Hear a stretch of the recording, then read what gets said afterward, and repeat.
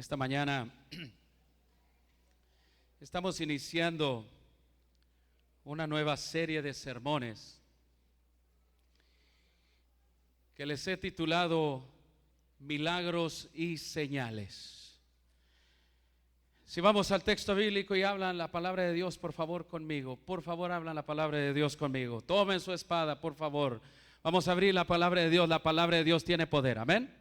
Y cuando la palabra de Dios es desatada, when the word of God is unleashed, cuando está desatándose la palabra de Dios, dice la palabra de Dios que sale la palabra y cumple, hace su voluntad la palabra de Dios.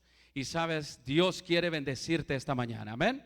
Él tiene un mensaje para ti. Juan capítulo 20, versículo 30 y 31. John 20, 30 and 31. Vamos a leer ahí la palabra de Dios. Digan amén si tienen la palabra de Dios abierta. Amén. Dice la palabra de Dios: hizo además Jesús muchas otras señales en presencia de sus discípulos, los cuales no están escritas en este libro, pero estas se han escrito para que creáis que Jesús es el Cristo, para que creáis que Él es el Hijo de Dios, y para que creyendo tengáis vida en ¿qué? Tengáis vida en su nombre. Milagros y señales. Cuenta una historia que había una pequeña llamada Tess. Esta es una historia real. De 8 años de edad. Un día escuchó a su madre y a su padre hablar acerca de su hermanito Andrew. Ella solo sabía de que su hermanito estaba muy enfermo y que su familia no tenía dinero. Planeaban mudarse para un complejo de apartamentos el siguiente mes, porque el padre de Tess, de esta pequeña, no tenía para las facturas médicas ni para la hipoteca, el mortgage. Solo una operación costosísima podría salvar la vida de Andrew. Escuchó Tess que su padre estaba gestionando un préstamo, pero no lo conseguía. Escuchó a su padre murmurarle a su madre, quien tenía a ella los ojos llenos de lágrimas: solo un milagro puede salvar a Andrew. Tess fue a su cuarto, sacó un frasco de jalea y sacó unas monedas que mantenía escondidas allí en ese lugar. Vació todo su contenido en el suelo y saben, lo contó cuidadosamente. La cantidad tenía que ser perfecta. No había márgenes para errores para esta pequeña. Luego colocó todas las monedas de vuelta en el frasco, lo tapó y se escabulló tras la puerta trasera y caminó 6 cuadras hasta la farmacia del lugar donde vivían. Esperó pacientemente su turno. El farmacéutico parecía muy ocupado hablando con un cliente y no le prestaba atención. A ella ya le tocaba ser atendida. Tess movió su pie y hacía ruidos, pero no sucedía nada. Aclaró su garganta tratando de agarrar la atención del farmacéutico y nada. Finalmente sacó el frasco y movió las monedas y volteó el de la farmacia. ¿Qué deseas?, le preguntó el farmacéutico en un tono bastante desagradable. Y le dijo sin esperar respuesta: ¿no ves que estoy hablando con mi hermano que acaba de llegar de Chicago? No lo he visto en años. ¿Qué quieres aquí? Y la niña sin temor le contestó: bueno, yo también quiero hablarle acerca de mi hermanito. Le contestó Tess: está muy enfermo y yo quiero un milagro. ¿Qué dices?, respondió el farmacéutico. Su nombre es Andrew y tiene algo creciéndole dentro de la cabeza, y mi padre dice que solo un milagro lo puede salvar. Así que, ¿cuánto cuesta un milagro en esta farmacia?, preguntó. aquí no vendemos milagros, pequeña. Lo siento, pero no te puedo ayudar. Y el farmacéutico se volteó. Mire, señor, yo tengo el dinero para pagarlo. Si no es suficiente, conseguiré el resto. Solo dígame cuánto cuesta. El hermano del farmacéutico, que estaba allí observando la escena, se inclinó y le preguntó a la niña: pequeña, ¿qué clase de milagro necesita tu hermanito? No lo sé, contestó ella, ahora con su voz quebrantándose. Solo sé que está bien enfermo y mi mamá dice que necesita una operación, pero mi papá no puede pagarla, así que yo quiero usar mi dinero. ¿Cuánto dinero tienes?, le preguntó el hombre de Chicago. Tengo $1.11, contestó Tess a una voz que casi ya no se entendían por sus lágrimas. Es todo el dinero que tengo, pero puedo conseguir más si lo necesita, señor. Pues qué coincidencia, dijo el hombre sonriendo. $1.11 es justamente el precio de tu milagro. Tomó el dinero en una mano y con la otra cogió la mano de la niña y le dijo: llévame a tu casa, quiero ver a tu hermano y conocer a tus padres. Veamos si yo tengo el milagro que tú necesitas. Ese hombre que intervino esa mañana era nada más y nada menos que un doctor reconocido, el doctor Carlton Armstrong, un cirujano especialista en neurocirugía. La operación se efectuó sin cargos y en un poco tiempo Andrew estaba de regreso a casa y en buena salud. Los padres de Tess hablaban felices de las circunstancias que llevaron a este doctor hasta la puerta de su casa. Cuando le entrevistaron los noticieros, dijo: esa cirugía fue un verdadero milagro. Me pregunto cuánto hubiera costado. Tess, que estaba ahí al lado, sonriendo, sabía exactamente cuánto costaba un milagro. $1.11 más la fe poderosa de una persona como ella que cree. Mis hermanos, ¿cuánto cuesta un milagro? Eso es lo que vamos a estudiar nosotros a lo largo de esta serie de sermones que he preparado, llamados Señales y Milagros. ¿Cuánto cuesta un milagro? No es lo que tú tienes lo que cuesta. Lo que cuesta es la fe poderosa que tú y yo podemos tener. Amén. Mis hermanos, nosotros estamos y nos encontramos, saben, hoy en día en el estado actual de estar perdiendo nuestra fe en este país. Acaba de salir un reportaje y yo lo obtuve, dije, se me hizo interesante el título que le dieron. El título que le dieron, este es el reportaje que salió en el Washington Examiner el 24 de agosto y dice: América está rindiéndose, está olvidando a Dios y ya no cree más en los milagros. Dice: la mayoría de los estadounidenses han dejado la iglesia y ya no creen más en Dios.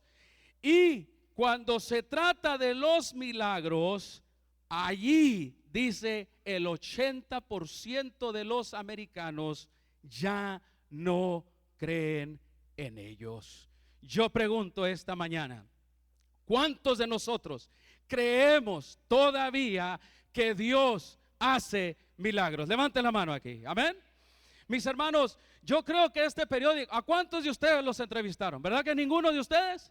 Si nos hicieran la pregunta aquí, ¿cuál sería el porcentaje de los que creen en los milagros? Yo creo que sería un 99.9%, amén. ¿Cuántos de los que estamos aquí presentes hemos experimentado algún milagro en nuestras vidas? Gloria a Dios. Y eso es lo que vamos a estar predicando, eso es lo que vamos a estar compartiendo. ¿Por qué es importante creer en los milagros? ¿Por qué es importante comprender lo que es un milagro y lo que es una señal? Pues esa va a ser la pregunta que vamos a ir contestando. Y la palabra de Dios nos lo mostró en lo que leímos. La razón que es importante comprender y entender y creer los milagros de Jesús y las señales que Él hizo, se encuentran ahí en lo que leímos.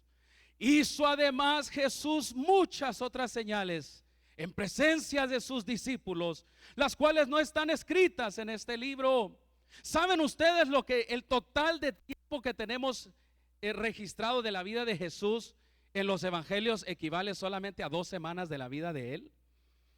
Si todo lo que Jesús hizo fuera registrado de esos 3 años y medio, mis hermanos, las historias serían increíbles. Pero la palabra de Dios nos dice que estas cosas, las que quedaron registradas en los 4 evangelios, dice, han sido escritas para que creáis que Jesús es el Cristo, que Él es el Hijo de Dios, y para que creyendo en esas señales tengáis vida en su nombre. Amén. Hay muchas cosas que no se escribieron de lo que Jesús hizo, pero las pocas cosas que fueron escritas son lo suficiente para que tú y yo creamos y creyendo podamos tener vida en su nombre. Amén. Y eso es lo que dice el apóstol Juan. Dice, hizo muchas señales, milagros. ¿Cuál es el propósito entonces de los milagros y las grandes señales que Jesucristo hizo? El propósito es para que tú y yo creamos en un Dios todopoderoso. Amén. Para que tú y yo creamos, para que creamos que Él es el Hijo de Dios, y para que creyendo podamos nosotros tener vida, una nueva vida, la vida de Dios ahora en nosotros, viendo la vida diferente. Y eso Dios lo permite a través de sus intervenciones divinas y poderosas en nuestras vidas. Dios está más dispuesto a hacer un gran milagro en tu vida que lo que tú te puedas imaginar. Yo quiero decirte que en esta serie voy a compartir contigo especialmente del libro de Juan. Vamos a ver los milagros que Cristo hizo y analizándolos, viendo lo que Él hizo. Sabes, todo esto fue dejado para ti y para mí también, para que podamos ver las intervenciones milagrosas de nuestro Dios en nuestra vida. Yo pregunto esta mañana, ¿qué es un milagro? ¿Alguien podría intentar decirme qué es un milagro? ¿Cuál es la definición de un milagro? ¿Alguien tiene alguna idea aquí que me quisiera decir? ¿Sabes? La definición de un milagro. Si vamos a estar estudiando en esta serie de sermones, señales y milagros, tenemos que saber lo que es un milagro, ¿correcto? Un milagro es un hecho inexplicable por las leyes naturales. Es un hecho, un milagro es un hecho que no se puede explicar por las cosas normales de la vida. Un milagro es una intervención, es un acontecimiento que solo se le puede atribuir a alguien divino. Amén. ¿Cuántos están de acuerdo conmigo con estas definiciones? Amén. Un milagro es lo que es una acción de un ser divino, es una circunstancia, algo que sucede que no tiene explicación humana. ¿Qué es un milagro?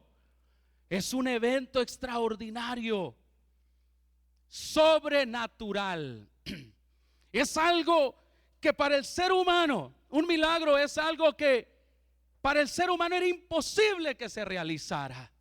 Yo pregunto, ¿cuántos aquí en la iglesia hemos experimentado milagros en el pasado? Amén. ¿Y cuántos quisiéramos experimentar milagros en el presente y en el futuro? ¿Cuántos dicen amén, hermanos?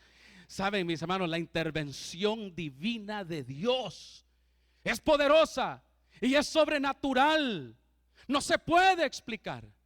Mis hermanos, Jesucristo estaba rodeado de intervenciones de su Padre Celestial. Los discípulos vivieron llevando a cabo grandes milagros, intervenciones de Dios, acciones que solo se le podían atribuir a un ser divino. Se llama milagro a un evento atribuido solamente a un poder sobrenatural. Mis hermanos, ¿podrá lo divino intervenir con el diario vivir tuyo y mío? ¿Podrá eso suceder en nuestras vidas? ¿Podrá Dios romper leyes naturales, aquellas leyes que nos gobiernan? ¿Será que Dios puede intervenir y poder realizar algo y dejarte a ti anonadado, dándole gracias a Dios por aquella intervención que Él tuvo contigo y conmigo? ¿Será que Él está interesado en hacer milagros en nuestras vidas, intervenciones divinas? Saben, hay muchos que están buscando milagros hoy en día. Yo me acuerdo cuando estudiaba en Montemorelos, yo subí al Valle de Texas. Montemorelos está cerca de la ciudad de Monterrey, Nuevo León, para aquellos que conocen. Y la frontera está a 3 horas. Era lo bueno de estar estudiando allá, porque yo sabía, la frontera está a 3 horas. Si algo pasa aquí, you know what I'm saying. Y sucedió en el 9/11, cuando vino los ataques terroristas. Yo estaba en México, hermanos. Y aunque yo estaba en México, pues yo había, I'm from the United States, decía yo. Y cuando sucedieron los ataques terroristas, pues nosotros nos vinimos con un amigo mío y le dije, hey, vamos allá al norte, vámonos, man. Y cuando llegamos, la frontera estaba cerrada. Y luego el que iba conmigo, mi amigo, ¿qué creen ustedes? Cuando pasamos la frontera unos días después, ay, Señor bendito. Por eso uno debe de saber con quién se junta, amén. Era estudiante de teología, hermanos, es un pastor hoy en día, lo quiero mucho, es mi amigo. Pero había un solo detalle que yo no conocía de él. Yo siempre lo admiraba y todo. Pero ese día cuando sacamos nuestros pasaportes, porque eso sí, siempre piden los papeles a nosotros, aunque nos veamos, ¿verdad? Perdón, aunque seamos americanos, siempre la migra me molesta, hermano. Siempre sucede a mí, ¿ok? Where were you born, sir? Yo nací en Los Ángeles. Ok, se me queda. ¿Eres tú? Sí, ok, ya me dejaron pasar. Y le preguntan a mi amigo, where were you born? Y hizo una llamada y vinieron los del FBI y nos arrestan. Nos llevan a un cuarto. Le digo, what's going on? Why are they arresting us? Y dijo, ¿sabes? Es que yo nací en Arabia Saudita, me dijo. What? Le dije yo, what are you talking about? You were born in Saudi Arabia, le digo así. No me digas que tú eres talibán, le dije así, man. No, me dice, pero I was born over there. Híjole, le digo, qué barbaridad, me hubieras dicho, no hubiera venido contigo, le digo. Nos tuvieron ahí varias horas. A mí me dejaron ir, a este pobre lo dejaron ahí. Y luego lo soltaron. Su papá había sido soldado americano y allá había nacido, allá en Arabia Saudita. No era talibán, hermano, es pastor adventista. Yo consto de eso, ok. Pero saben, íbamos al Valle de Texas a colportar, vendíamos libros, Biblias para sacar para nuestros estudios. Y ahí yo escuché en la radio, había un hombre muy conocido en una estación de radio cristiana, que todos los días de las 8 a las 10 de la mañana él estaba en la radio vendiendo milagros. Y decía, si quieres sacar a un hijo de las drogas, tienes que dar $5,000 en los próximos 3 minutos. Y la gente llamaba y decían, Señor, mire, si yo tengo los 5,000, amén, hermana, la bendición, el milagro voy a llegar a tu vida. Y entonces una señora, así la gente llamaba. Yo decía, qué tremendo. Quizá me meta yo a la radio también, decía. Pero saben, este charlatán, este mentiroso, yo escuché una llamada ahí que alguien hizo, una señora que solamente tenía $500 y su hijo estaba atrapado en las drogas. Y él fue duro con ella. Le dijo: no te puedo dar el milagro, le dijo. En la radio, y yo quería ganar la radio y quebrarla. Decía: qué bárbaro. La señora dijo: Señor, ore por mi hijo. Solamente tengo $500, no puedo alcanzar los 5,000. Y saben, el hombre le dijo: hasta que los consigas, entonces te haré ese milagro. Y le colgó. Saben, hermanos, no les miento, ese hombre charlatán y mentiroso y haciendo negocio de tal manera, un día lo perdió todo. Porque con Dios no se juega. No se juega con el corazón de una persona que está sufriendo y doliendo. Dios quiere bendecirnos. Dios quiere intervenir en nuestras vidas. Amén. Él desea intervenir de una manera milagrosa en tu vida. Pero sabes, debemos de tener cuidado a lo que nosotros le llamamos milagro. Hay personas que suceden cosas que les llaman milagros y que no deben de ser llamados milagros. Por ejemplo, hay una señora, María Rubio, de Lake, New Mexico. Un día quiso hacer unos chilaquiles y partió las tortillas y las puso en el aceite y estaba viendo su novela cuando se le estaban chamuscando, achicharrando allí los chilaquiles en el aceite. Y se le cocinó tanto uno que cuando la sacó gritó: milagro, milagro. Ella agarró la tortilla chip y tenía el rostro de Jesús. Llamó a los noticieros vinieron y una iglesia local ahí vino. Y ahora la tortilla chamuscada ahora tenía la imagen, supuestamente el rostro achicharrado ahí, que hacía la forma de Jesús. Y mucha gente iba a adorar y pedía milagros al tortilla chip quemado.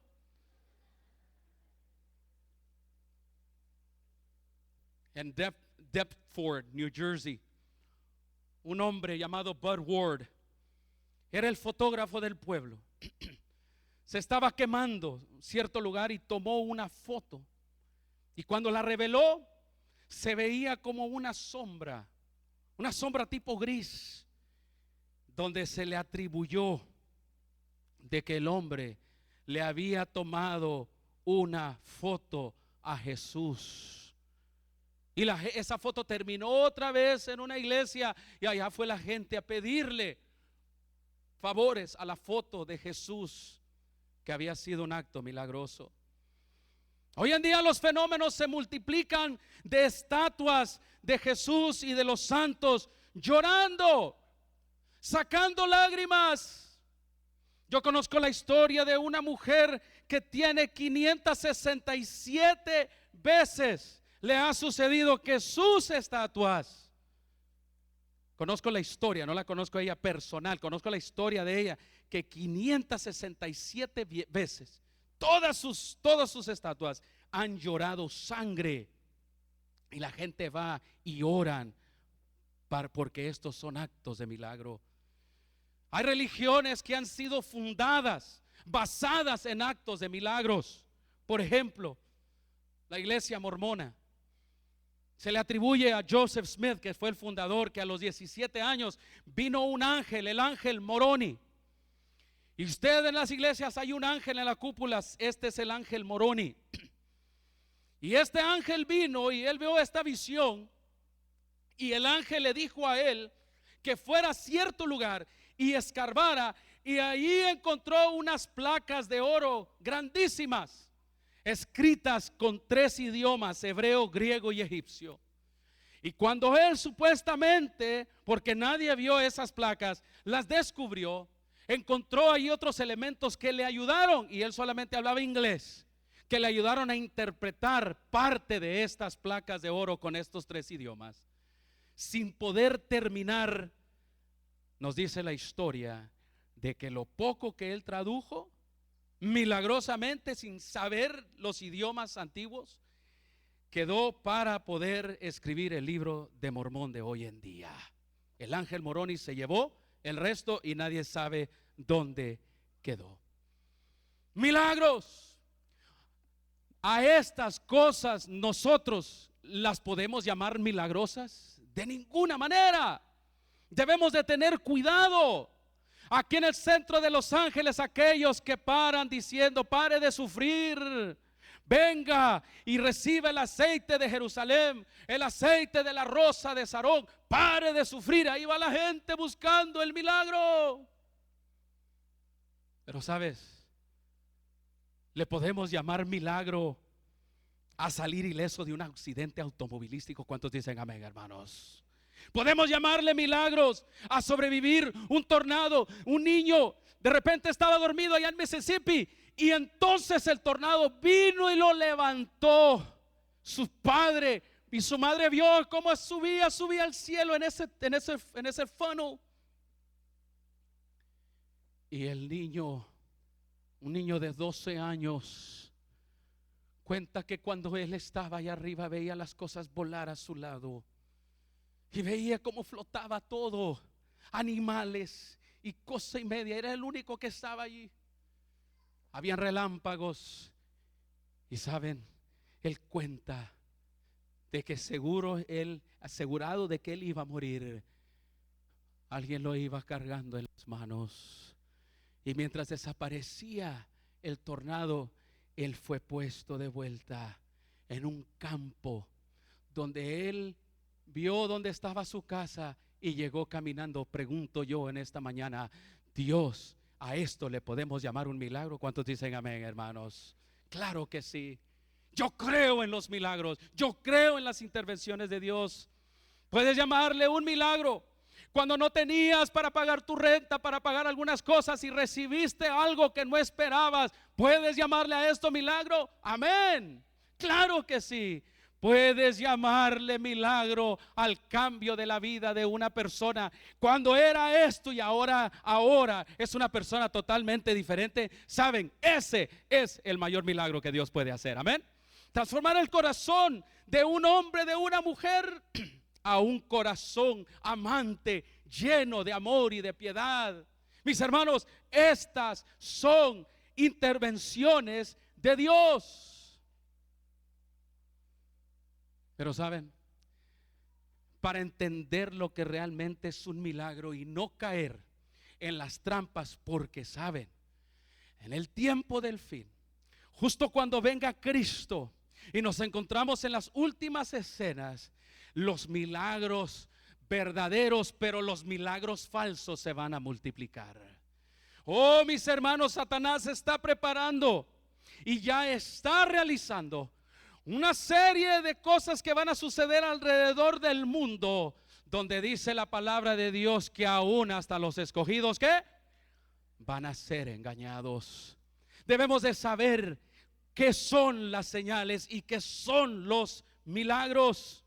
Yo quiero mencionar que para eso necesitamos estudiar al hombre que intervino milagrosamente aquí en la historia de la humanidad. Hemos de estudiar los milagros de Cristo Jesús. ¿Cuántos dicen amén, hermanos? Allí es lugar y fundamento seguro. Necesitamos comprender los milagros de Jesús. Quiero que comprendan 3 cosas y guárdenlas en su mente o escríbanlas. 3 cosas sobre los milagros de Jesús. Número 1, los milagros que Jesús realizó quebraron la ley de la gravedad. ¿Ok? Ustedes conocen la ley de la gravedad, ¿sí o no? ¿Correcto? La ley de la gravedad que dice que todo, ¿hacia dónde gira? Hacia el centro. Si yo me tiro, la ley de la gravedad, si yo me tiro con estas 210 libritas que tengo, si yo me tiro, no espere que yo me quede suspendido, ¿verdad que no? ¿A dónde voy? Al suelo con este tamal. Mis hermanos, esa es la ley de la gravedad. Y los milagros de Jesús quebraron las leyes de gravedad. Jesús caminó por el agua, amén, y Pedro caminó sobre el agua. La ley de la gravedad, mis hermanos, Él va sobre las leyes naturales que Él mismo estableció. Número 2, la segunda verdad de los milagros de Jesús es que rompen el proceso natural de la sanación. Mis hermanos, cuando vamos al doctor, ¿qué nos recomiendan para que seamos sanos? Nos recomiendan que tomemos ¿qué? Reposo, ¿verdad que sí? Y ahí estamos en casa. Uy, a mí me encanta ver a los hombres, especialmente cuando les piedras o la apendicitis. Y los hombres somos bien chillones cuando estamos enfermos. ¿Sí o no? Lloramos a morir. Y saben, cuando yo veo a un hombre enfermo, yo sé que ese hombre está sufriendo. Porque los hombres queremos estar trabajando, queremos estar en casa. También las mujeres, no estoy hablando mal de ustedes. Pero los hombres que somos chillones, allí estamos en casa. Ay, ay, tengo dolor. Y que dolía mucho. Y yo conozco esposas que van y les dicen, sí, mijito, te duele. Y ya sale, ay, qué barbaridad.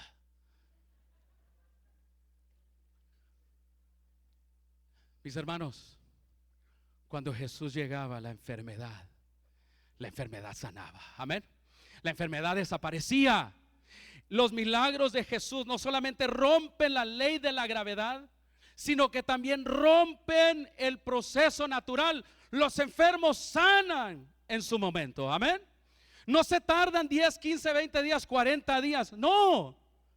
Los milagros de Jesús rompen lo que es el proceso natural de sanación y aún rompen la ley natural de que lo que dice que todo lo que está vivo muere, ¿no es cierto? Pues Jesús ante las enfermedades, Él sanaba a estos enfermos y Él resucitaba a los muertos. ¿Cuántos hombres pueden hacer eso? Ninguno, solo Cristo Jesús, amén. Los milagros de Jesús rompen la ley de la gravedad. Número 2, rompen el proceso natural de las leyes del cuerpo. Y número 3, los milagros de Jesús rompen con las probabilidades de estadísticas, ¿ok? A Jesús un día le dieron ¿cuántos panes y cuántos peces, hermanos? ¿Ah? ¿Cuántos peces eran? 2. ¿Y cuántos panes eran? Y entonces los eleva Jesús y ora por ellos. Yo cada vez que he orado por ese platito de frijolitos y arrocito, siguen siendo los mismos. Pero cuando Jesús tiene un plato con peces y panes, y Él ve una multitud como la que está aquí, que Él les quiere dar de comer, mis hermanos, esos panes y esos peces se multiplican, comen todos y sobraron hasta 12 canastas después de eso. ¿Cuántos dicen amén, hermanos? ¿Fue un acto milagroso, sí o no? Jesús dijo, ¿quieres dinero para pagar los impuestos? Ve al mar, saca un pez y ahí vas a encontrar la moneda que le vas a dar al César. No vayan a ir a pescar, hermanos, ahí no hay nada, ¿ok? Pero mis hermanos, rompen la ley de la probabilidad de la estadística. Dios le dijo a Gedeón, vas a pelear contra estos hombres. Y era una gran multitud, habían 22,000 hombres, 30,000 hombres. Y él llevaba 10,000, 12,000. Y al final, ¿cuántos llevó? 300. Era uno por cada 10,000 hombres, 2 hombres allí presentes, uno por cada 10,000. Las probabilidades te dicen que no, la estadística dice que no puedes, las matemáticas te pueden mentir, te pueden decir lo que es, pero Él rompe las leyes de la estadística haciendo estas intervenciones milagrosas. Les pregunto yo, ¿es importante creer en los milagros? ¿Sí o no? Es importante. Y necesitamos conocerlos más profundo. Saben, mis queridos hermanos, la palabra de Dios, la palabra milagro aparece en la Biblia. La palabra milagro y la palabra señal aparecen en la palabra de Dios y son sinónimos. Son sinónimos. En el Antiguo Testamento, las grandes intervenciones de Dios se le conocían como señales y también como milagros. Por ejemplo, en Deuteronomio capítulo 6, versículo 22, dice: Jehová hizo señales y milagros grandes y terribles en Egipto, sobre Faraón y sobre toda su casa delante de nuestros ojos. Vayan a Deuteronomio 6, 22 y subrayenlo, por favor. Dice: Dios, Jehová, hizo señales y milagros grandes y terribles en Egipto. Entonces, ¿le podemos llamar a un milagro una señal, sí o no? ¿Sí o no? Claro que sí. ¿Y a una señal le podemos llamar milagro? Voy a diferenciar esto en los otros temas que vienen. Pero quiero decirte también que en los tiempos de Jesús, Jesús vino haciendo señales y milagros también. Mateo capítulo 11, vamos a la palabra de Dios, por favor. Mateo capítulo 11, versículo 20. Mira lo que dice allí acerca de Jesús. Todas las cosas que Jesús hacían eran milagrosas. Amén. Yo no sé cómo podemos nosotros los cristianos hoy en día decir: yo sigo a Cristo, pero no pasa nada en nuestras vidas. Si ahora Cristo vive en mí, mis hermanos, ¿por qué es que no hay intervenciones divinas? ¿Por qué no hay esos milagros y esas señales alrededor?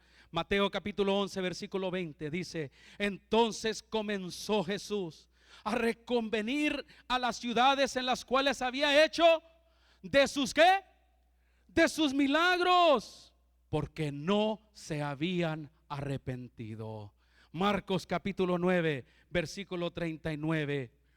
Un día los discípulos le dijeron: Señor Jesús, ahí anda uno que anda predicando en tu nombre.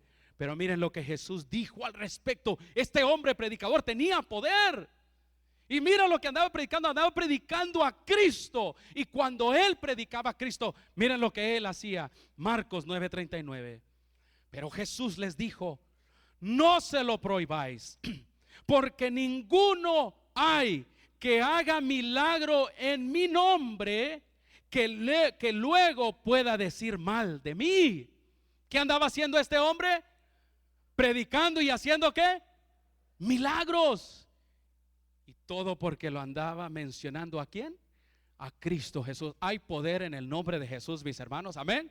Saben, el nombre de Jesús lo debemos de mencionar continuamente. Bendito sea el nombre de Cristo. Hay poder en el nombre de Cristo, amén. Mis hermanos, ese debe de ser el estilo de vida nuestro.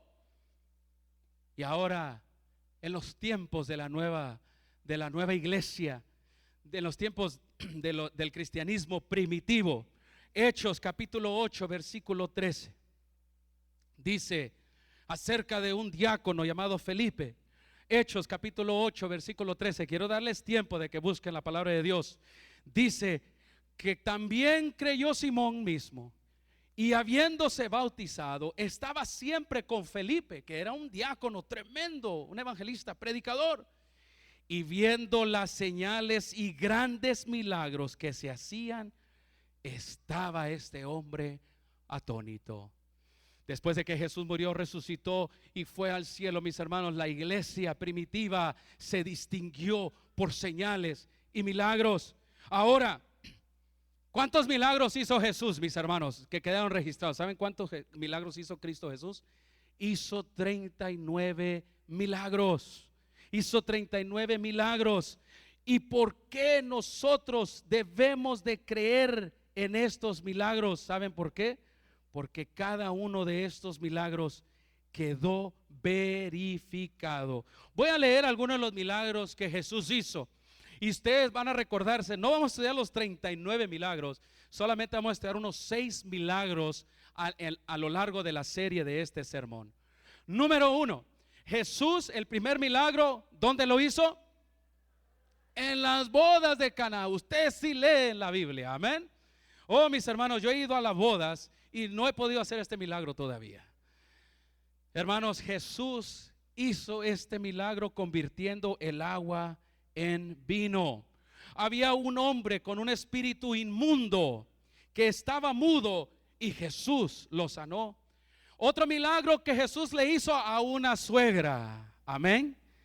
Hay que amar a las suegras. ¿Cuántos dicen amén? Gloria a Dios. Que el muchacho levanta su mano. I love my suegra, dice así. ¿Saben? Jesús sanó a la suegra de Pedro. Dice la palabra de Dios de que Jesús un día se agarró haciendo milagros y sanaciones que duró toda una tarde y parte de la noche. Y Jesús quedó cansado. Está el milagro de los peces y los panes. El milagro de la curación de un paralítico y después de 10 leprosos. Jesús sana al criado del centurión.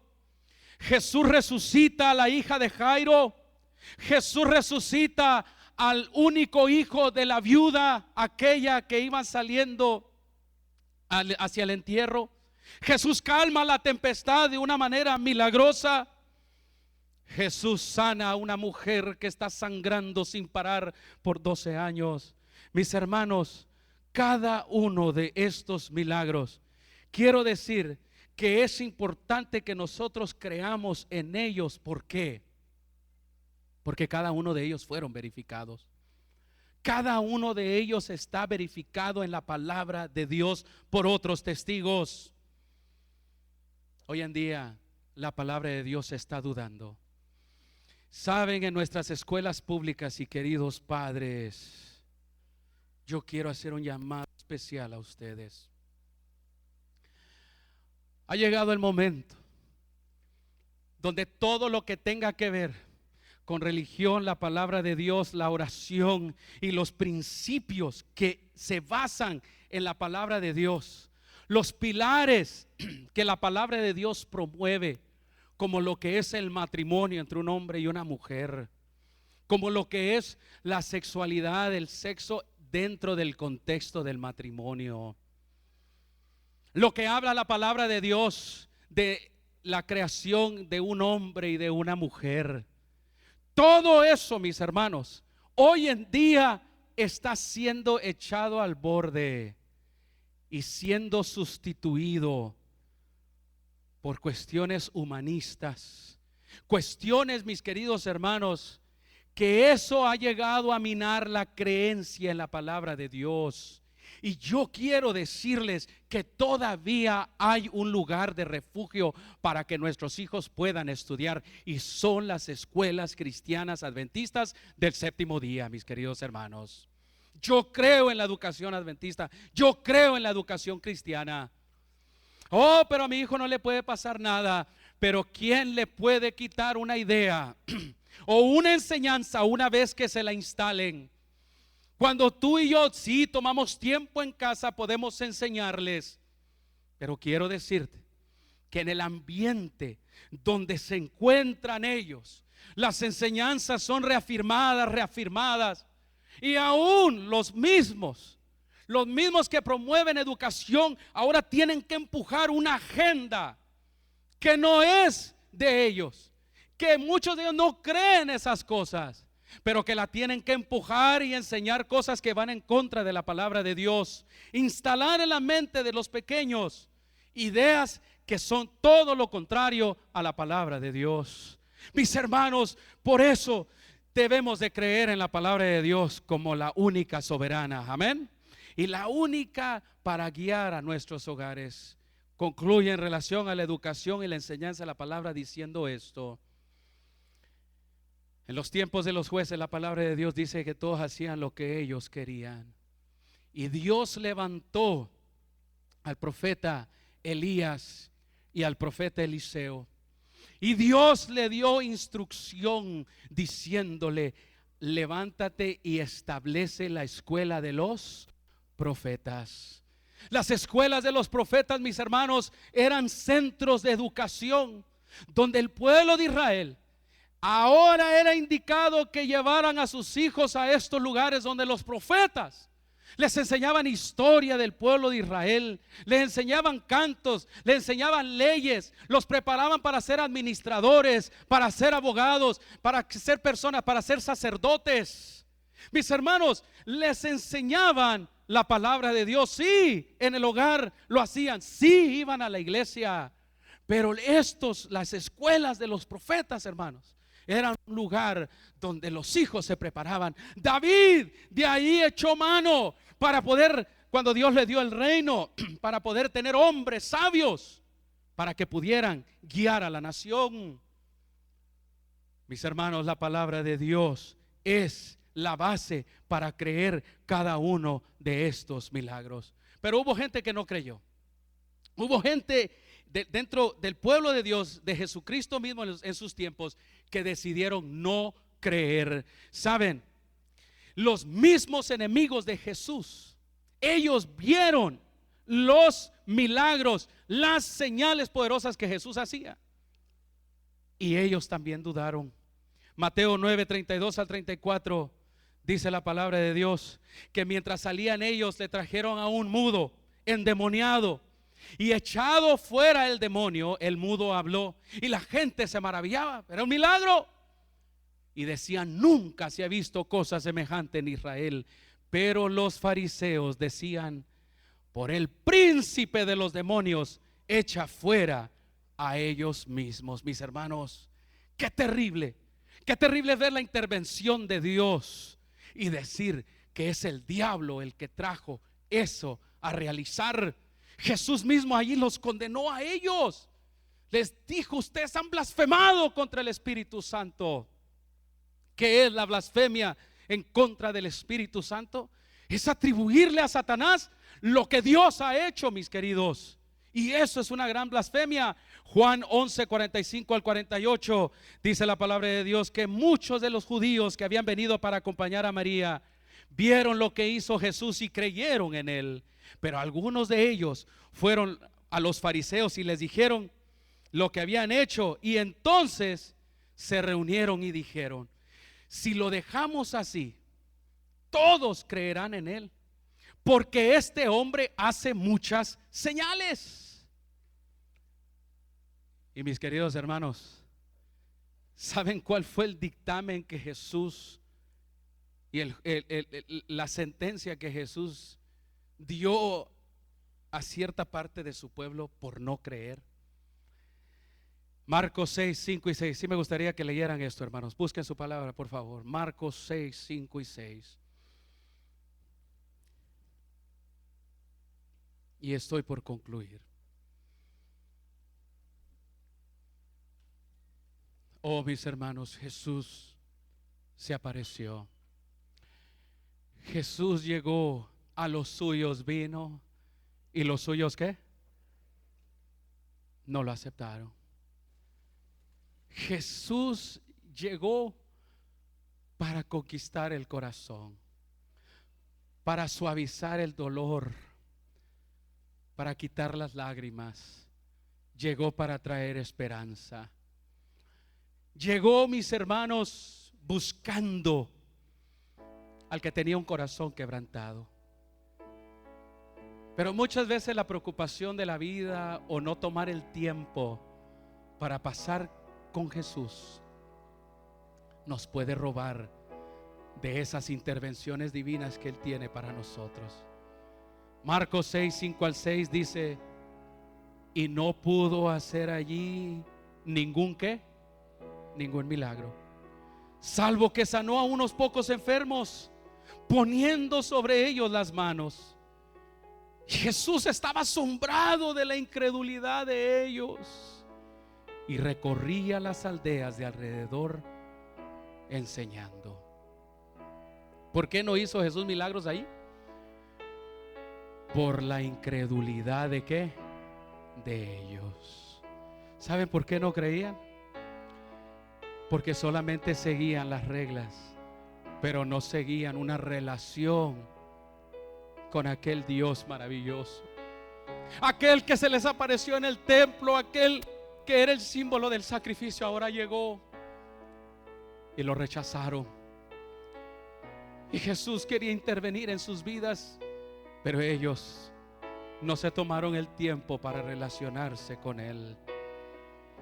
Hizo además Jesús muchas señales en presencia de sus discípulos, los cuales no están escritas en este libro, pero estas se han escrito para que creáis que Jesús es el Cristo y que Él es el Hijo de Dios, y para que creyendo tengáis vida en su nombre. Yo no sé cuántos de ustedes en alguna ocasión han experimentado el miedo, pero un miedo que te atrapa.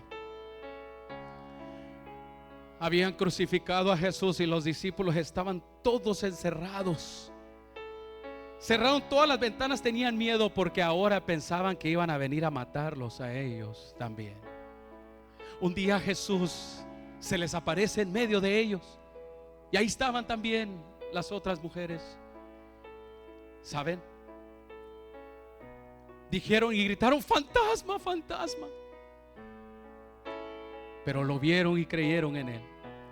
Había un hombre que no había estado allí entre ellos, Tomás. Y sabes, Tomás es aquellos que como tú y yo muchas veces decimos: hay que ver para qué, hay que ver para creer. Saben que cuando nosotros somos pequeños, como la edad de mis hijas, 7, 8, 9, 10 años, ellos no operan así. Ellos creen para poder ver. Pero cuando nosotros somos ya grandes, nosotros tenemos que ver para creer. Tenemos que probar para poder comprar.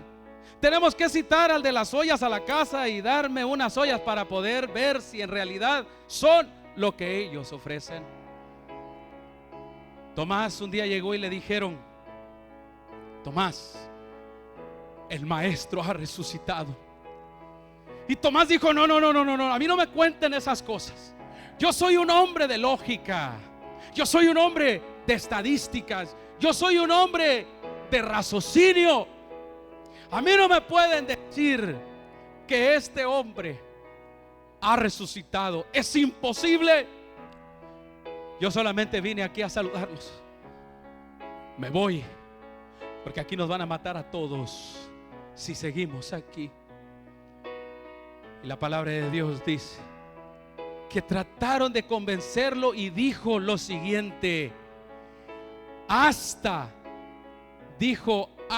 que yo, si yo no veo en sus manos la señal de los clavos, y si yo no meto el dedo en lugar donde fueron puestos los clavos, y si yo no pongo la mano en el lugar de su costado, yo no creeré. Yo tengo que ver para creer, tengo que experimentar para poder creer. Y en ese momento, ¿saben? Ese corazón, ¿saben por qué el corazón se resiste muchas veces a creer? Es que hemos sido engañados en muchas ocasiones, ¿no es cierto? Yo conozco a hombres y mujeres. Una mujer que dice: todos los hombres son una... y ha decidido quedarse sola. Yo no puedo amar porque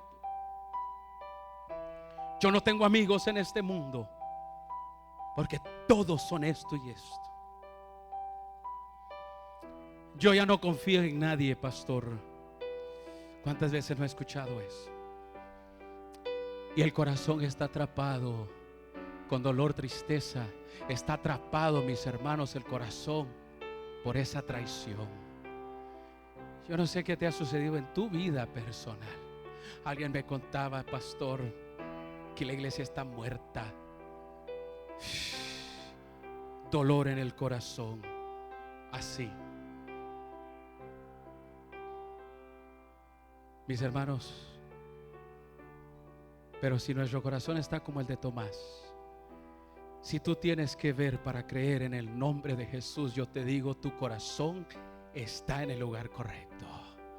Ni Jesús mismo te condena. Es más, Él quiere demostrarse a tu vida. Él quiere manifestarse a ti.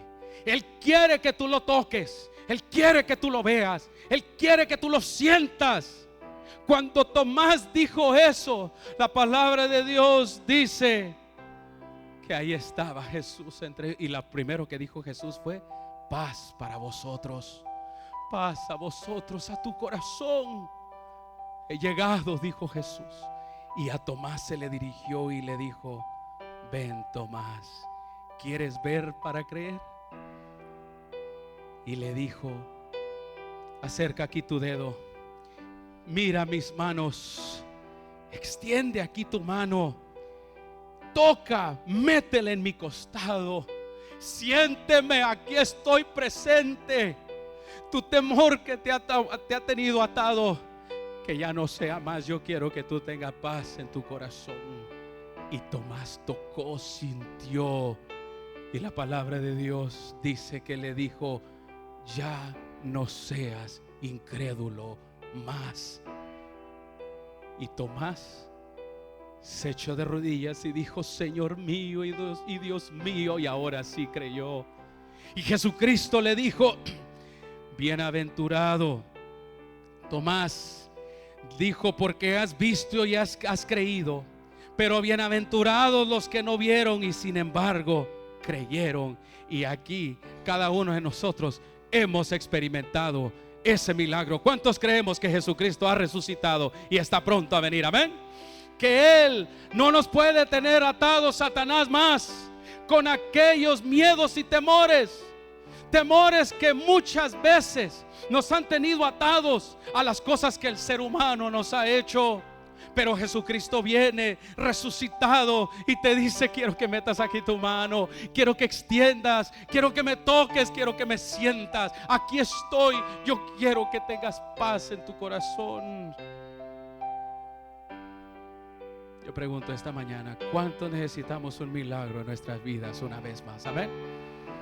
¿Cuántos quisieran una intervención divina, ya sea en la vida tuya, en la vida de tus hijos, en la vida de tus finanzas, en algo que ha estado atribulando tu corazón? Quisieras ponerte de pie, por favor. Todo aquel que quisiera una intervención divina, lo que tú y yo le llamamos milagro, pero que realmente es una intervención divina, en el nombre de Jesús, yo quiero decirte, como aquel padre que vino con su hijo: Jesús, mi hijo no sana. Y Jesús le dijo: si puedes creer, al que cree, todo le es ¿qué? Todo le es posible.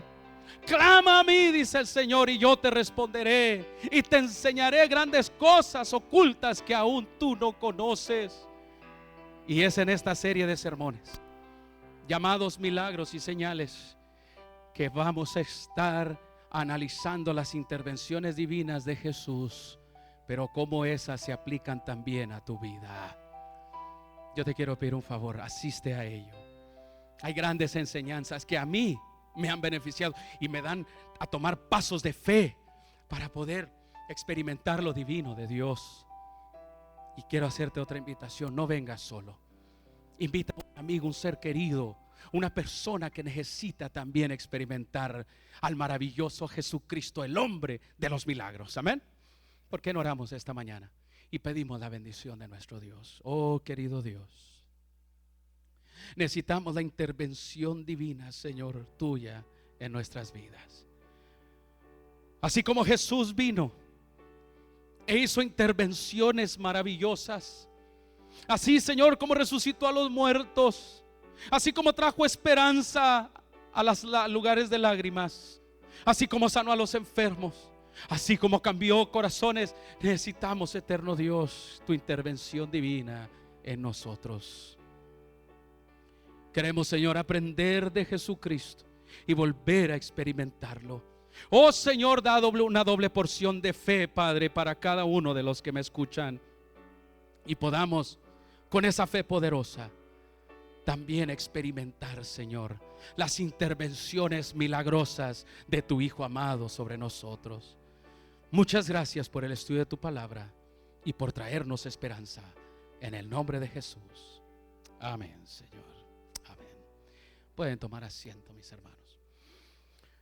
Una vez más, no olviden invitar a alguien. Saben, estos sermones de aquí en adelante, hermanos, yo quiero animarlos a que traigan a alguien para que esté con nosotros y escuche también la palabra de Dios. Voy a pedir